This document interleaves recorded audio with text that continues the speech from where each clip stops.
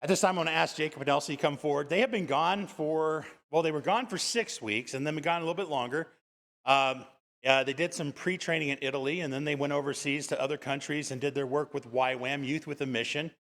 It's an organization Joe Cass and I are very familiar with, and now they're back, and they have some exciting news and also ways that we can pray and support you. So, Mike is yours, guys. Good morning. Yeah, so like Pastor Steve was saying, we were gone for a while. Thank you again for all of your support and every way you helped with prayer and fundraising. It was such an experience that is rare.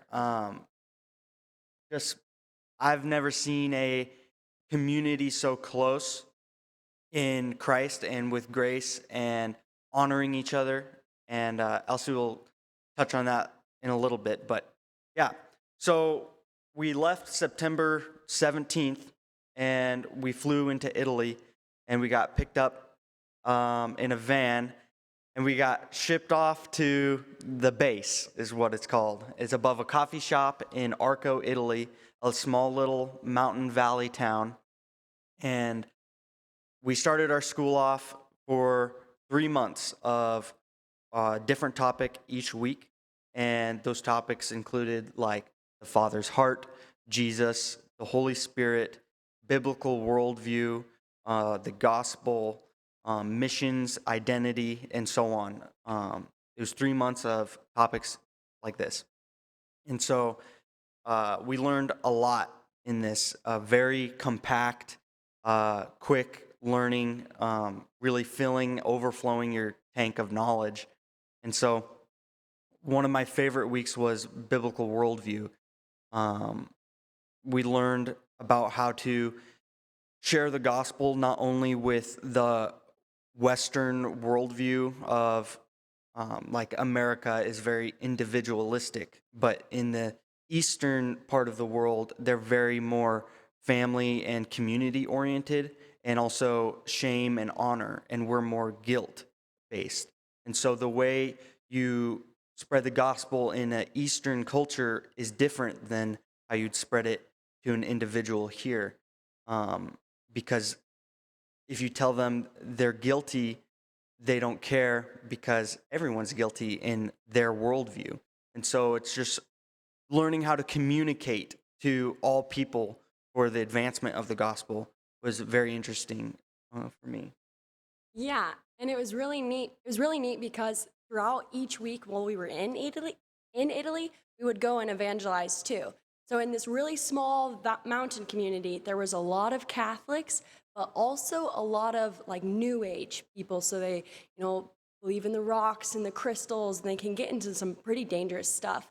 And so each week we would go out and we'd evangelize to them, like walking in the streets, talking to people, inviting them to events that the base was doing. And it was really neat because the whole time that we're being poured into about how to evangelize, how to meet people where we're at, right then, even at the beginning, we began to go out and talk to these Italians and just learn about, okay, because like here, a lot of people have the same background. A lot of people will kind of have the same, they know about Jesus, they know about church. Oh, my grandpa went to church, But over there's people who really don't know anything about Jesus. And like even Catholics, it's so, in Europe, Catholicism is so very different from what it is here. It's very different. So it's also just a whole different people that you're talking to and different background that you're preaching to. And then, just a bit about living in community. It was really fun to be surrounded with people like around our same ages and older, and how we shared every meal together. We spent all day together. We were doing chores on the base to keep it nice and clean. And while you're doing chores, you're talking about the lecture, about what the speaker was talking about, and being like, what'd you think about this? Or what'd you think, and chewing on things together. Because also within our students, we had 16 different students from all over the world. So they also have different backgrounds. They also have different beliefs. So we got to mix with a group of people that come from all over the world, that all have the same mission, advancing the gospel, learning more about Jesus. And we got to chew on these topics that are so important to know. all together. So it was really, really neat the aspect of living in community for that long was really beautiful. And it was very beneficial to us. The way YWAM is set up is discipleship. And we each had a one-on-one, which was we have an older mentor, someone who's discipling us personally, that we spend an hour with and talk about what we're going through, what we're thinking about, how we're doing within the school, and how we are spiritually, mentally, and emotionally. And that was very helpful, and it's something that we have wanted to adopt into any way we are involved in a future ministry would be like true discipleship, real relationship, and doing life together. And so back to the school timeline, halfway through the lecture phase, we had a midterm outreach for 1 week in Slovenia.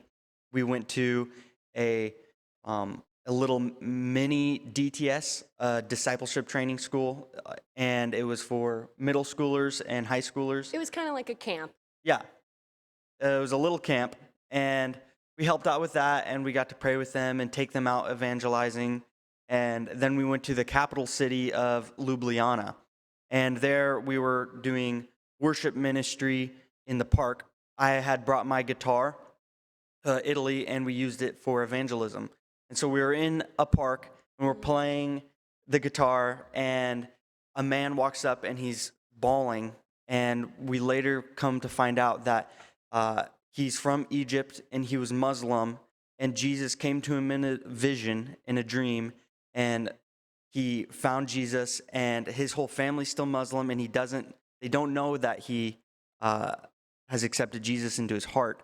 But he was in Ljubljana, he fled Egypt, he was drunk and crying over the river, asking Jesus, praying, show me a sign that you're real, because I think you're real, but I need you to show me.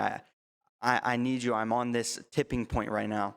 And so he continues walking through, and he finds us in the park singing worship songs. And he tells us, like, you're my sign that I was just praying for. Like, the whole reason you're here in Ljubljana is, like, for me. Like, I'm going to go home and tell my whole family about Jesus, and I'm going to convince them. I don't care if they disown me. I love him. I know he's real. And it was one of the coolest things that we've ever been able to be a part of. And that was just at the beginning of our trip. And so we knew, we're like, okay, this is what God's doing already. Think about all the things that are to come when we go to Serbia. Yeah. And so we finish out the lecture phase, and the last 2 weeks of the lecture phase, we have to be in Albania because of visa restrictions. And so for 2 weeks, we're in Tirana, Albania, which is just across the water of Italy in the peninsula of where Greece is.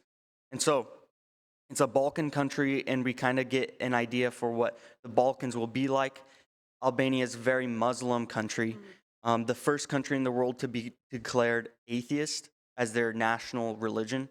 And so it was very dark, sad place. But Yeah, and they were just like set free or stepped apart from communism in 1999. So there's still a lot of weight that comes with that. Our generation will be the first generation that hasn't seen war, that hasn't seen extreme poverty, and hasn't fully experienced the weight of communism. yeah, so being on the other side of the Iron Curtain, you can really tell the impacts of what it was in the world history. And we both were unfamiliar with what the Balkans were. We had an idea, but we didn't really know the countries in there. We learned about Yugoslavia, but once that broke apart, we were unfamiliar with the history after that. And so, Elsie, you want to explain? Yeah. She does a very good job of explaining this. So while we were in all of the Balkans, we actually got to see 5 different Balkan countries. And what Balkan is just a name to describe the region of these countries. And what that word actually means is a divided people. And it was really interesting to go to 5 different countries, meet 5 different people within the same region, which all feel like they're victims to each other. Oh, the Serbians are so horrible to us. Oh, the Albanians were so horrible to us. And the reality is they have all done really bad things to each other, that, it's just a big mess, which is exactly what Satan wants, right? And so the spiritual atmosphere there was really heavy. And we experienced that.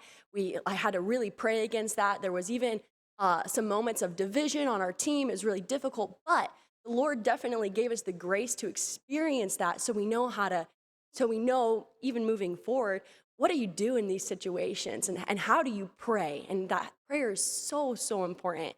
And so something that was pointed out to us is, not very many people know about the Balkans. A lot of people will be praying about the Middle East. They'll be praying about in Asia, in China, in Africa.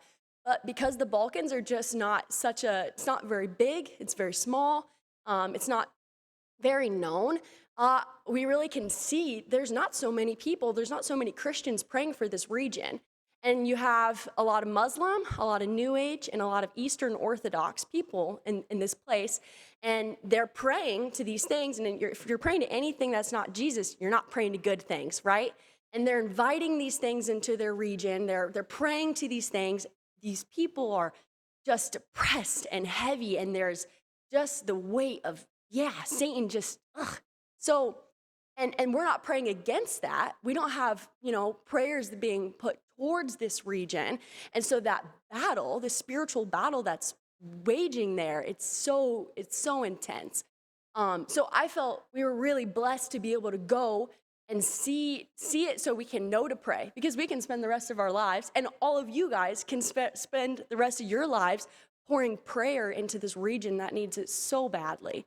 And I was thinking, even if when we went there, we didn't get to do all the things that we got to do, even if we just went there so we could come back and tell all of you, hey, church, we need to pray for this region of people because they need rescued from the weight of this war, then everything that we did is already worth it.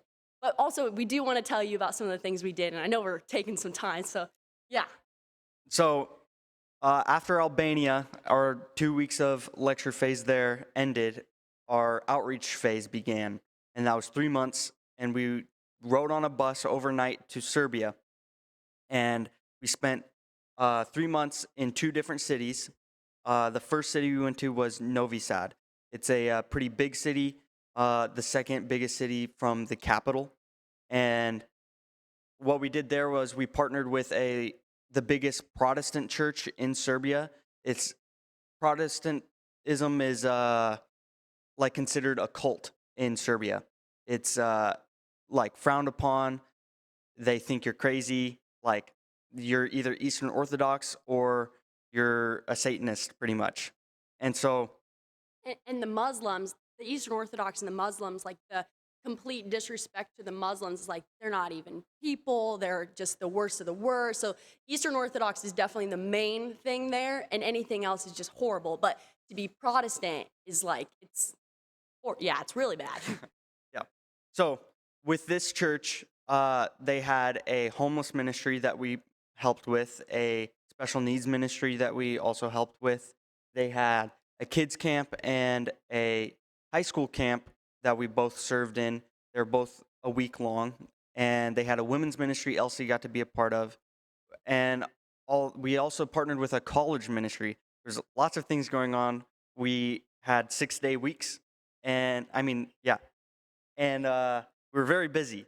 And so we got to help a lot of people. And it was very fulfilling and also heartbreaking to see so many people hurt and lost.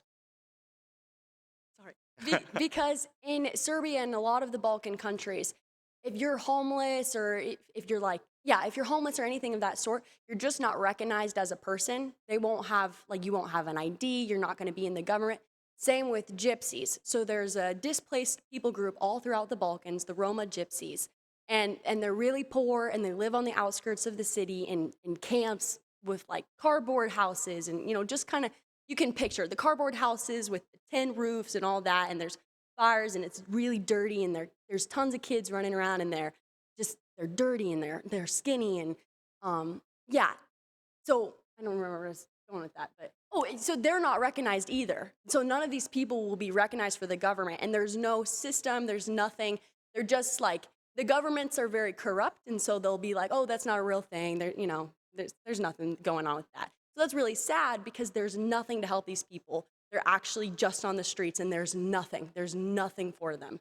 So this ministry was really important because it really it was such a need. And so halfway through, we went to Kragujevac, which is a city a little further south, and it's very small. It used to be the first capital of Serbia before Yugoslavia was a country. And so we were there for our remaining outreach phase, and we also partnered with a church. It was a lot smaller than the big city church, but they also had a lot of ministries going on. Once a week, they opened their doors to this group of non-believers who were allowed to use the building to come together and play games, host different events and things. And we got to partner with them and host an American Culture Night, which was a balancing act because a lot of Serbians are bitter towards America because of the political situations of Kosovo.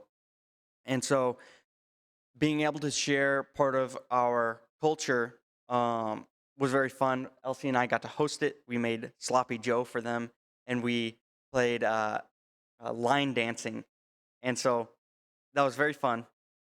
And just being able to hang out with them and encourage them and talk to them and love on them once a week was a cool thing to see.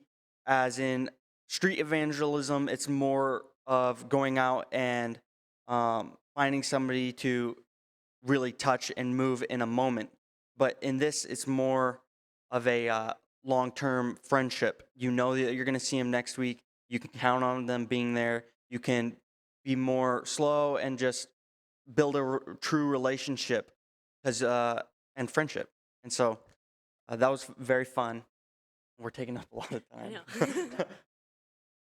So then after that, we went back to Italy and we did a debrief for 2 weeks. And it was kind of just something they really said that really resonated with us because it was really hard. There was a lot of things that happened that maybe weren't as we wanted them to go, or just, it's challenging.